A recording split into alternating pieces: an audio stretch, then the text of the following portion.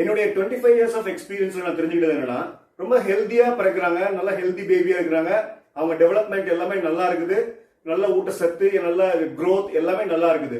அவங்களாலேயே இந்த உடம்பை மெயின்டைன் பண்ண முடியாம, இந்த புவியீர்ப்பு விசையை சமாளிக்க முடியாம அவ்வளவு டிசபிலிட்டிஸ், ஹெல்த்தியா பிறக்கிறாங்க, ஒரு 20-30 வயசு வரும்போது அவ்வளவு பிரச்சனை உடம்புக்குள்ள.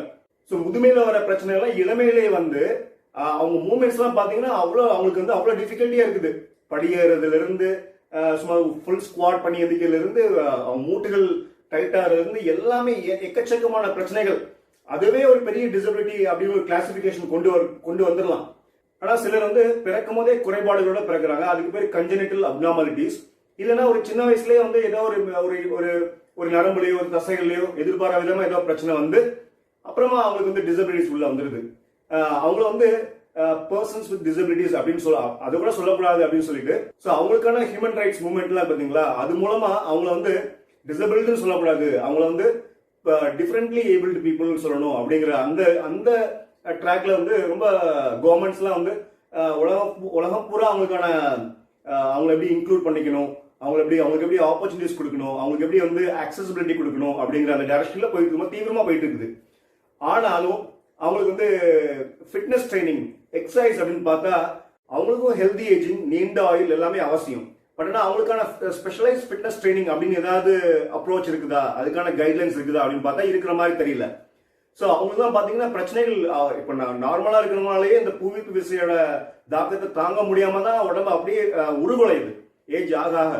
ஆனால் அப்போ அவங்களுக்கு பிறக்கும் போதே, அவங்களுக்கு பிறந்த உடனே அக்வைர்ட் அப்நார்மாலிட்டின்னு சொல்லுவோம் இல்லையா, அதெல்லாம் வந்ததுக்கு அப்புறம் சின்ன வயசுல இருந்தே ஏதோ ஒரு இம்பேர்மெண்டோட அதை அப்படியே சமாளிச்சு வாழ்றாங்கல்ல. ஸோ அவங்களுக்கு எவ்வளோ அந்த புவியீர்ப்பு விசையோட தாக்கத்தை தாங்க முடியாம அவங்களுக்கு எவ்வளவு பிரச்சனைகள் உருவாகும். கான்ட்ராக்சர்ஸ், டிஃபார்மிட்டிஸ், மசில் வீக்னஸ், சில பேருக்குலாம் உடம்பு கம்ப்ளீட்டா வளைஞ்சிரும், ஒரு சைடு ஃபுல்லா ஸ்கோலியோசிஸ், எவ்வளவு டிஸ்அட்வான்டேஜஸ் ஃபேஸ் பண்ணிருப்பாங்க. ஸோ அவங்களுக்குலாம் எவ்வளவு ஸ்ட்ரெஸ் இருக்கும். இந்த பாடியை ஒருங்கிணைச்சு வேலை செய்யக்கூடிய அந்த ப்ராசஸ், பிசியாலஜி ப்ராசஸ் இருக்குல்ல, ஹோமியோஸ்டாசிஸ், அதெல்லாம் எப்படி வேலை செய்யும், அதை பற்றி டீடைலா படிச்ச மாதிரி தெரியல.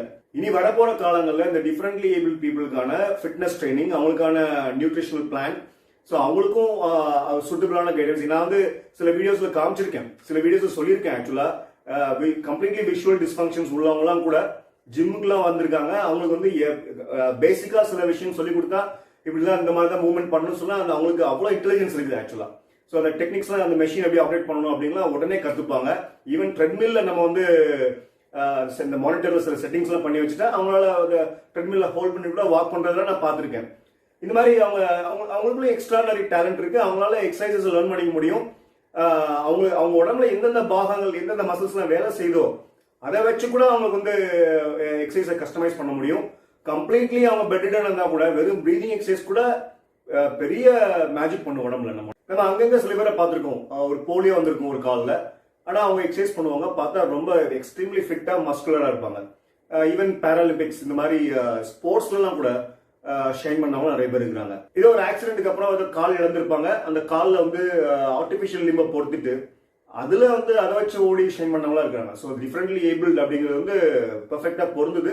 பட் என்னோட பெர்ஸ்பெக்டிவ் என்னன்னா, நிறைய கண்டிஷன்ஸ் இருக்குது இந்த டிசபிலிட்டி, அந்த டிசபிலிட்டி கேட்டகரியில ஏராளமான வெரைட்டி ஆஃப் ப்ராப்ளம்ஸ் இருக்குது. அவங்க எல்லாத்துக்குமே வந்து அவங்களுடைய ஃபிட்னஸ் லெவலை பேஸ் பண்ணி எக்ஸசைஸ் நம்ம கஸ்டமைஸ் பண்ணி கொடுக்க முடியும். At least from exercise professional point of view நான் வந்து அதை ஸ்ட்ராங்கா ரெக்கமெண்ட் பண்றேன். ஸோ அவங்களுக்கும் தேவையான எக்ஸசைஸ் ப்ரோக்ராம் கண்டிப்பா இருக்கும். அதை வச்சு அவங்களுக்கான லாங்கர் லைஃப் ஸ்பேன், அவங்களுக்கான இந்த ஹெல்தி ஏஜிங் தேவையான ஃபிட்னஸ் இதெல்லாம் நம்ம கொடுக்க முடியும்.